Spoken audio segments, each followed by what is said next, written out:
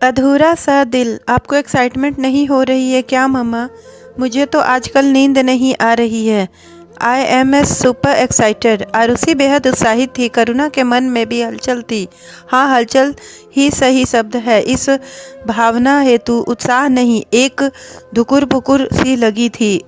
उम्र उसके भीतर एक साधारण मध्यवर्गीय गृहिणी, जिसने सारी उम्र पति की एक आमदनी में अपनी गृहस्थी को सुचारू रूप से चलाने से गुजार दी हो, आज सब परिवार विदेश यात्रा पर जा रही थी। पिछले 8 महीने से बेटा आरव विदेश में पढ़ रहा था। जीमेंट में अच्छे स्कोर लाने के फलस्वरूप उसका दाखिला स्विट्जरलैंड के गलायन इंस्टीट्यूट ऑफ हायर एजुकेशन में हो गया था। शुरू से ही आरव की इच्छा थी कि वह एक रेस्तरां खोले। स्वादिष्ट और नए नए तरह के व्यंजन खाने के शौक सभी को होता है।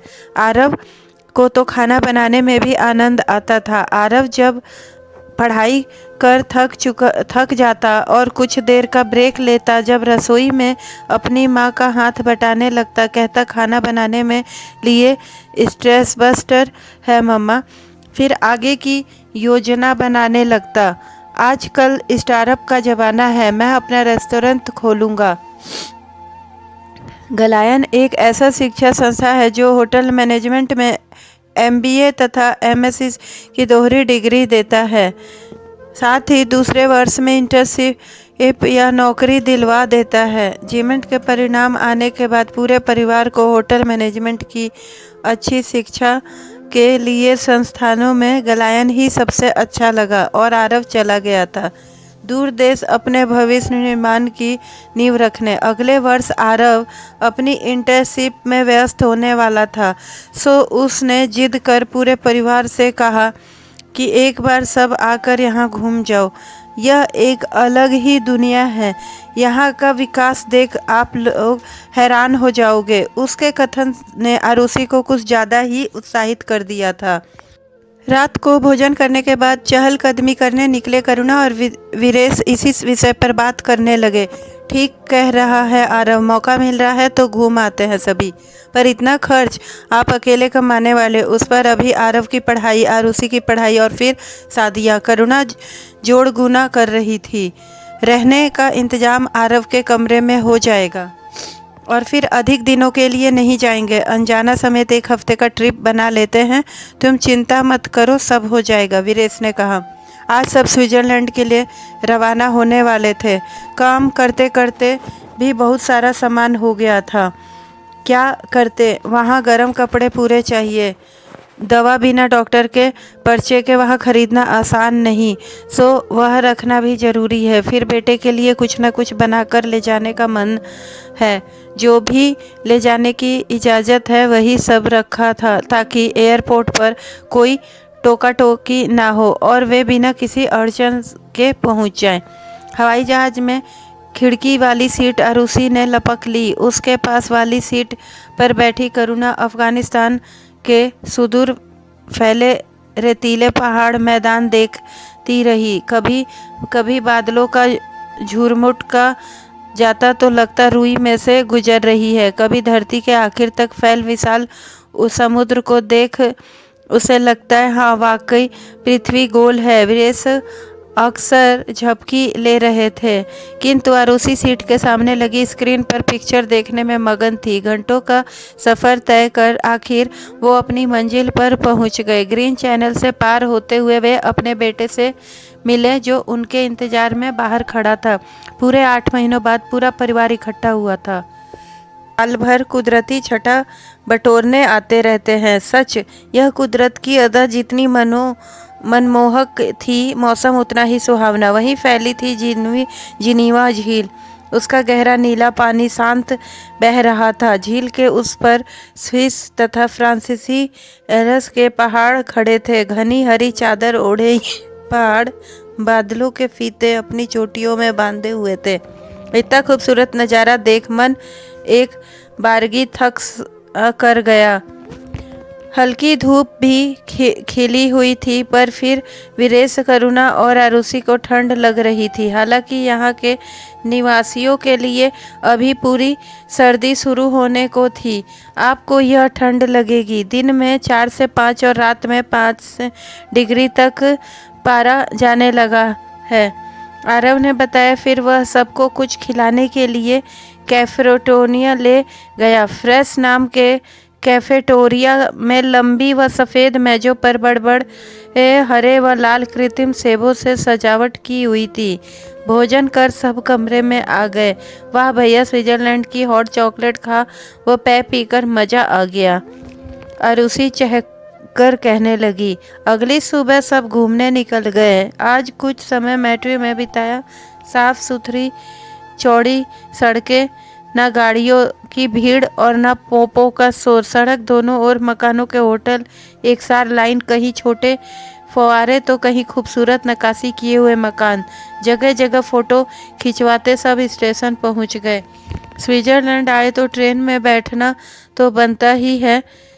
हंसते हुए आरव सबका ट्रेन में इंटरलॉकेन शहर के जा रहा था। स्टेशन पहुंचते ही आरुषि पोज देने लगी। भैया, वो दिल वाले दुल्हनिया ले जाएंगे वाला ट्रेन पोज में मेरी फ़ोटो खींचना।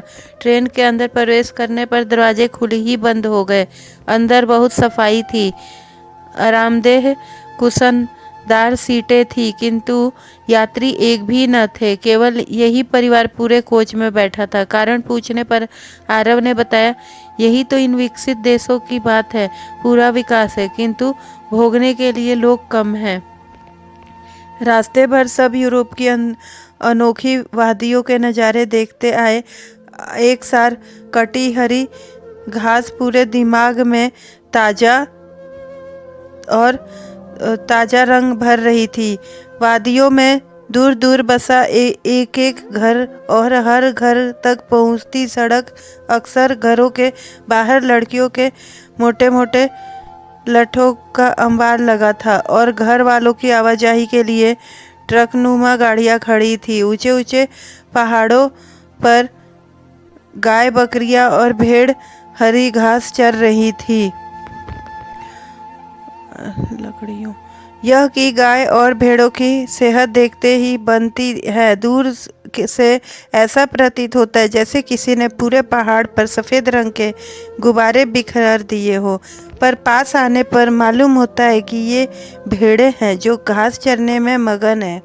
रास्ते में कई सुरंगें भी आई। उनकी लंबाई देख सभी हैरान रह गए। कुछ सुरंगें तो 11 किलोमीटर तक लंबी थी। 2.5 घंटे का रेल सफ़र तय करने से सब इंटरलाकेन पहुँचे। स्टेशन पर उतरते ही देखा कि मुख्य चौक का एक बड़े चबूतरे पर स्विस झंडे के साथ भारतीय झंडा भी लहरा रहा है। सभी के चेहरे राष्ट्र प्रेम से खिल उठे। सड़क पर आगे बढ़े तो आरव ने बताया कि यहाँ पार्क में बॉलीवुड में एक फिल्म निर्माता यश चोपड़ा की एक मूर्ति है। यश चोपड़ा को यहाँ ब्रांड एम्बेसडर बनाया गया था। उन्होंने यह कई फिल्में शूटिंग की, जिससे यहाँ का पर्यटन को काफ़ी फ़ायदा हुआ। सड़क पर खुलेआम सेक्स सैम्स भी थी। दुकानों के बाहर नग्न बालाओं की तस्वीरें लगी थी। परिवार साथ होने कारण किसी ने उनकी ओर सीधी नज़र नहीं डाली, मगर तिरछी नज़रों से सभी ने उस तरफ देखा। अंदर क्या था, इसका केवल अंदाज़ा ही लगाया जा सकता है। दोनों संस्कृतियों में कितना फ़र्क है। भारतीय संस्कृति में तो खुलकर सेक्स की बात भी नहीं कर सकते, जबकि यहाँ खुलेआम सेक्स शॉप्स मौजूद हैं। दोपहर में सबने ह्यूटस पब में खाना खाने का कार्यक्रम बनाया। यह पब अपनी सुंदर वेटर्स और उनके आकर्षक नारंगी परिधानों के लिए विश्व प्रसिद्ध है। सबने अपनी अपनी पसंद बता दी, किंतु करुणा कहने लगी, मैंने तो नाश्ता ही इतना भरपेट किया था कि खास भूख नहीं है। अगले दिन सभी ग्रिंडवाल्ड शहर को निकल गए। पर्वतीय बर्फीली चोटियों में बसा कहीं पिघली बर्फ के पानी से बनी नीली झीलों तो कहीं ऊंचे के पड़े ढेक पहाड़ों का मनोरम दृश्य। स्विट्जरलैंड वाकई यूरोप का अनोखा देश। ग्रिंडलवाल्ड एक बेहद शांत शहर है। सड़क के दोनों दुकान दुकानों में सुसज्जित चमड़े की भारी भरकम जैकेट, दस्ताने, मफलर व कैप आदि। एक दुकान में तो भालू का संरक्षित शव रखा था। शहर में कई स्थानों पर गाय की मूर्तियां लगी थी। सभी ने जगह जगह फोटो खिंचवाई। फिर एक छोटे से मैदान में स्कीइंग करते पिता पुत्र की मूर्ति देखी। उसके नीचे लिखा था, गुंडवर्ल्ड के सर्दियों के खेल की विश्व की राजधानी कहा जाता है। भारत लौटने से एक दिन पहले आरव ने कोऑपरेटिव डिपार्टमेंट स्टोर ले जाना कर सभी को शॉपिंग करवाई। उसी ने अपने और अपने मित्रों के लिए काफ़ी सामान खरीद लिया। मसलन अपने लिए मेकअप किट व स्कार्फ, दोस्तों के लिए चॉकलेट आदि। वीरेश ने अपने लिए कुछ टी शर्ट और दफ्तर में बांटने के लिए यहाँ के खास टी बिस्किट, मफिन आदि के लिए। करुणा ने केवल गृहस्थी में काम आने वाली चीज़ें ली, जैसे आरुषि के पसंद आने वाली हॉट चॉकलेट पाउडर या पैकेट, यहाँ की प्रसिद्ध चीज़ का डब्बा, बढ़िया क्वालिटी का मेवा मन, ये सभी चीज़ें ली। अक्सर गृहिणियों को अपनी इच्छा की कटौती कर लगता है कि उन्होंने भी बिना कमाए अपनी गृहस्थी में योगदान दिया। करुणा भी इसी मानसिक में उलझी अक्सर अपनी फरमाइश का गला घोटती आई थी, परंतु इस बार उसकी यह बात वीरेश को अखर गई। आखिर सब छुट्टी मनाने आए थे, सभी अपनी इच्छा पूर्ति करने में लगे थे, तो ऐसे में केवल करुणा खुद की लगाम क्यों खींच रही। करुणा, हम यहाँ इतने दूर जिंदगी में पहली बार सब परिवार विदेश छुट्टी मनाने आए हैं। जैसे हम सबके लिए यह यादगार अनुभव होगा, वैसे ही तुम्हारे लिए भी होना चाहिए। मैं समझता हूँ कि तुम अपनी छोटी छोटी कटौतियों से हमारी गृहस्थी के खर्च कम करना चाहती हो, पर प्लीज़ ऐसा त्याग मत करो। मैं चाहता हूँ कि तुम्हारी ज़िंदगी भी उतनी खुशहाल, उतनी ही आनंदमय हो जितनी हम सबकी। हमारी गृहस्थी को केवल तुम्हारे ही त्याग की जरूरत नहीं है। अक्सर अपनी इच्छाओं का गला रेतती औरतें मिजाज में कड़वी हो जाती हैं। मेरी तमन्ना है कि तुम पूरे दिल से ज़िंदगी का जियो। मुझे एक खुश मिजाज पत्नी चाहिए, ना कि चिक चिक करती बीवी। वीरेश की ये बातें सीधा करुणा के दिल पर में दर्द दे गई। ठीक है, तो कह रहे हैं। अनचाहे ही उसके दिमाग में अपनी परिवार की विरधों की यादें घूमने लगी। सच कटौती की उन्हें चिड़चिड़ा बना छोड़ती है। फिर उस संतान पैसों को अपने इच्छा पूरी में लगाती, तब वे कसमकस उठती कि उनका जोड़ा हुआ पाई पैसा ये फिजूल खर्ची में उड़ा रहे हैं। उस